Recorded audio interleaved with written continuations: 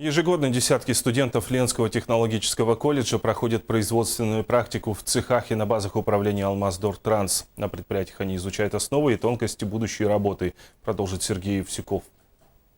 Роман Ефремов и Андрей Колосов – студенты технологического колледжа города Ленска.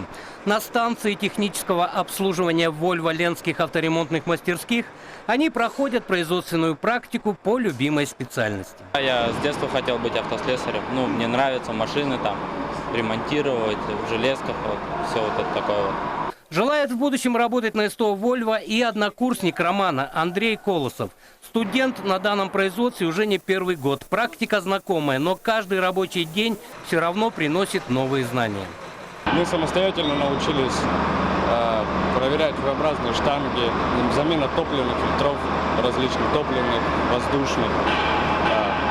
Что еще? Наставники объяснили различные виды работы, как работать, технику безопасности самое главное.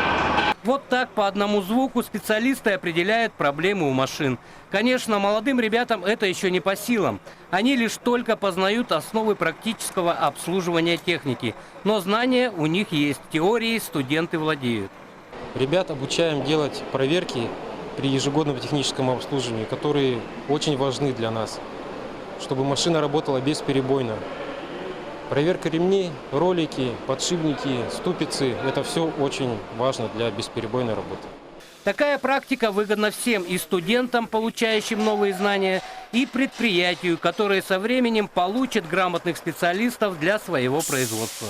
Что касается наших героев Романа и Андрея, то их тоже можно считать самостоятельными специалистами. Ребята еще не знают, но их умение и желание работать оценены по достоинству. И в будущем, после окончания колледжа, их уже будут ждать на СТО Volvo.